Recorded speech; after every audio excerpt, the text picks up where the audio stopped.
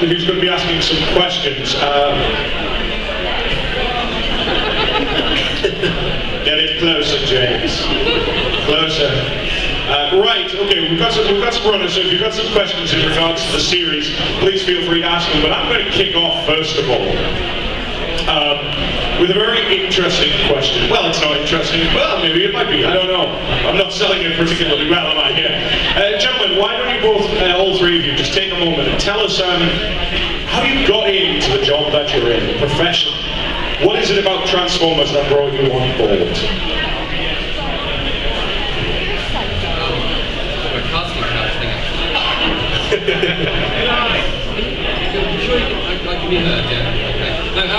Well, I was an epic fan of the UK Transformers comic.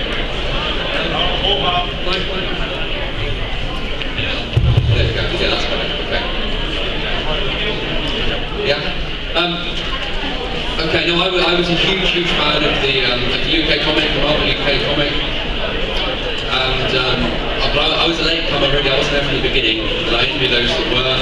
About issue 96, 97, I remember seeing the newsagent, and I didn't start collecting until 113, a significant number to me. That was the first Death Set appearance. It was one of Simon and Jeff Senior's sort of epic stories. It's a very good jumping on point. And that issue I bought, it came out around about the same time as the movie, the animated movie. And it was around about the same time I got my first toy, which was Blitzwing. And so those three things, you know, aligned, and I was hooked. So yeah, my focus is on the UK comic run and the Marvel G1 stuff and G2. How I got into this gig? Well, Nick and I were both sort of members of this post-TF UK collective of fans, Transmasters, and when the original comic ended, we were determined to keep the stories going, and we used to write and draw and do our own stuff, and that's how Nick and I met and sort of worked together for the first time. And then when Nick got his break with IDW, which I'll tell you about in a minute, first of all drawing and then writing, he kindly dropped my name and put me in touch with the right people, and that led to, after several pitches that didn't go anywhere, it led to the stint on Last Stand. So that's me.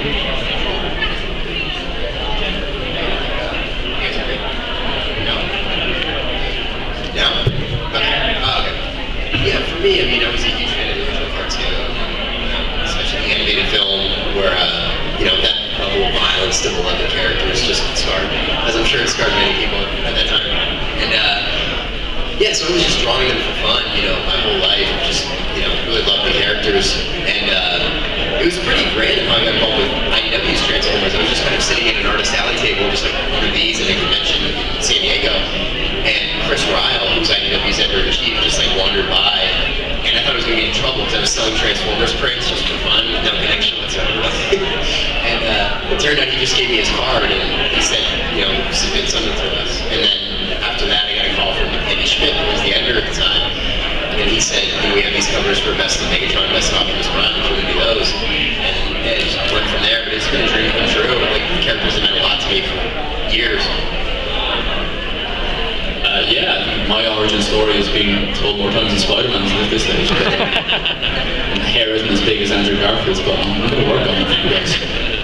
Yeah, that was just big. My kind of first introduction to the Transformers was kind of the TV ads, and they hooked me weirdly enough. It was like sort of crack for a 4-year-old, which crack is also like crack for a 4-year-old, but the ads were really sort of like, buy this toy, it turns into this, and so that's like, okay, let's go. And then I saw the cartoons, I saw the more BCI episode of Arrival to Cybertron, from Cybertron is what we call it over here, isn't it? But that was good, all good. And then the comics is what really bit me. I got, similar to James, I kind of got my first Transformer around the same time I got my first Transformers comic. So the first Transformer was Hot Rod. It was a surprise Transformer. It wasn't a birthday or Christmas, it was just like a gift from my dad. Then after that I kind of started getting the Transformers comics. The first issue I had was issue 79, which is the first part 1 proper of Target 2006, which is drawn by the mighty Jeff Anderson. So kind of being in this weekend has been huge, and getting to their own pages from that issue was just incredible. So that was kind of my era of Transformers, it seems to be, we all seem to have gravitated towards the 1986 era and movie and those characters and all that sort of stuff. So yeah, I just drew my own Transformer comics for years as a kid. I did like 100 issues in copybooks, kind of school copybooks, really loosely kind of cover versions of what Simon was doing at the time. And then also my teen years, kept drawing Transformers, never really kind of gave up on it.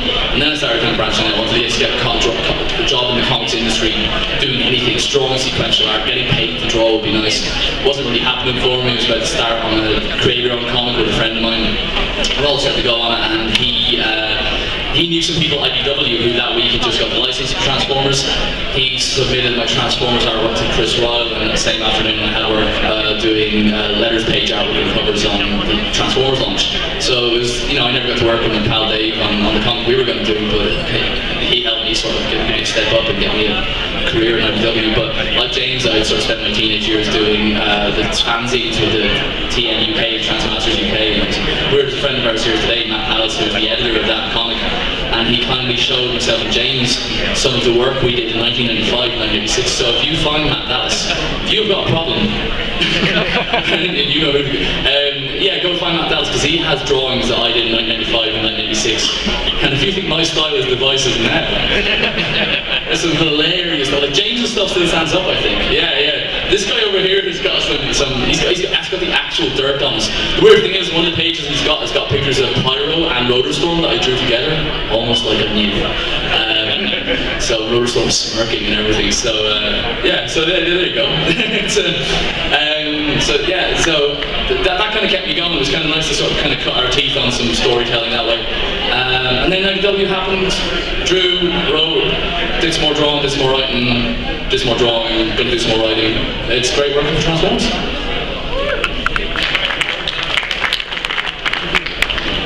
Wow.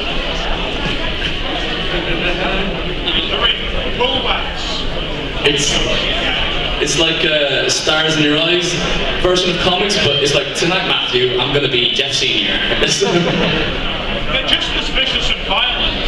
That's the thing, actually. Yeah, there's a lot of oil getting spilled in those comics. It's really. I've always drawn like an 8-year-old boy, where it's like, will this do, Andy? Yeah, that's good. Right. Oh. Right. Okay. Questions. We've got runners. Oh, we've got. Go.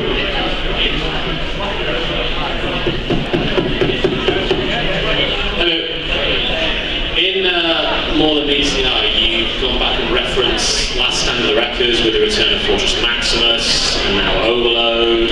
So are we going to see the return of Springer, Cup and any other characters from that series? Maybe is the answer, and maybe in More Than Meets the Eye, maybe not. John and Nick and myself and others have got a very good idea of where pretty much everyone is at this point in the IDW universe, and what state they're in, and what would need to happen to bring them to the centre stage and so on. So, in fact, we've literally got character location sheets, so we don't, tread on each other's toes. Although there's a lot of, the hardest thing is the background cameo. Spinister's in issue 7 of More Than Meets the Eye, and someone who looks very, very similar to him but isn't, has appeared in Robots in Disguise a few issues ago. In some respects, the first few issues, or the first arc of More Than Meets the Eye, is sort of like an oblique sequel to Last Stand of the Wreckers in a way. And yeah, some of the characters from Wreckers, or some of the situations, some of the threads from Wreckers will continue through More Than Meets the Eye, and others very much won't. But that's not to say that they're going to be left dangling indefinitely.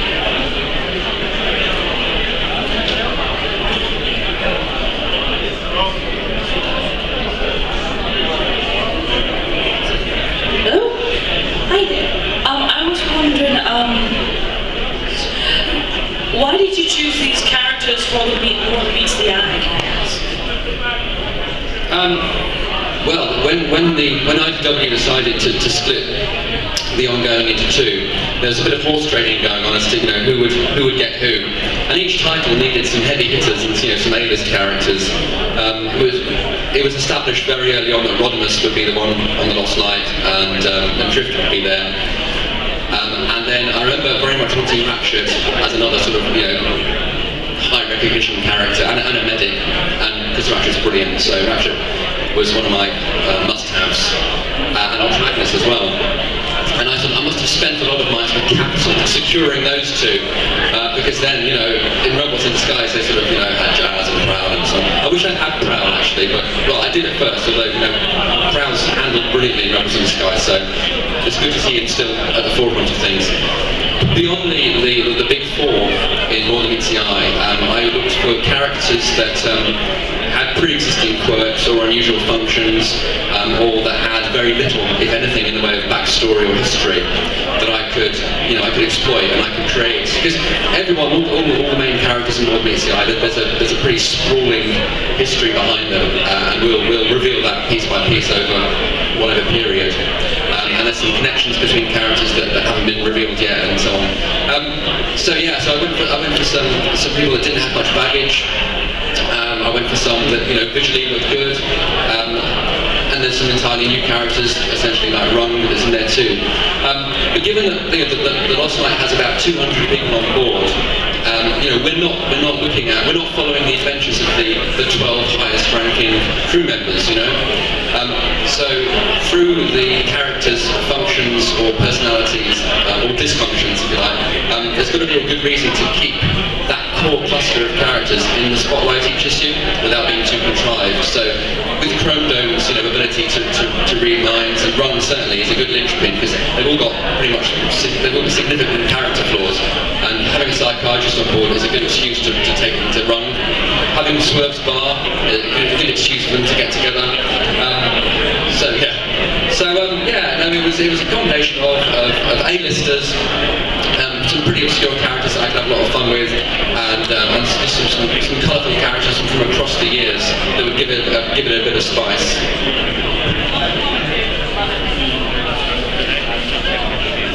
Where are they? Oh, I've got to run over the microphone. Oh, sorry. I'm new to the comics, so the records are still new to me. I know they're the Autobot Commandos. Is there any comics that would be based on the Decepticon Commandos if they develop one?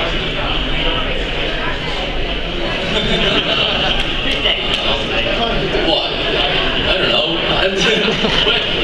In development, I don't know. It's one sort of questions that you kind of have to duck at shows like these, unfortunately. I don't know of any concrete plans, but I think that's the only true answer. I don't know, maybe you got any. Nick. Well, yeah, I guess it's that too. Nick, yeah. Didn't you introduce them and then kill them all?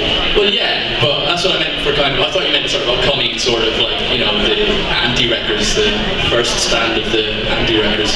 Hang on a second, I need to write this down. Yeah, in the last stand of the records, there are their opposite number that appear in some form or other. And the thing is, I mean, with James writing More Than Meets the Eye, I think I mentioned it in an interview online, there are so many nooks and crannies in records, or in any story, that you could kind of exploit them. We could write like 50 million sequels to records just based on sort of like tiny plot points. I mean, we could do a miniseries based on Squadron X, and that'd be fun just because they seem like a really interesting bunch of characters. But currently there's no plans that I'm aware of, no concrete plans, to feature a kind of sort of opposite number to the records, or a Mayhem Attack Squad or a Squadron X or anything like that. As good as it could be. And I don't know if necessarily I'd want to be the one to do it, because it's sort of like, having done records, sort of like, what'll be my next thing? I don't know, if I sort of play the same song in a slightly different key, you know, I kind of, don't know, but I mean, so someone could do a good job with it. Just to add, you've got the Decepticon Justice Division out there. They're not a nice bunch. And in terms of a little tight-knit unit of fearsome and sadistic Decepticons, you know, that's who you want really, the DJD. Issue 7 of All Meets the Eye, an introduction. You can buy that, everything's half price at Nick Roche's table, by the way. I think we've got a question over here. Do we have a microphone? Yeah, over there. The guy waving his hands and looking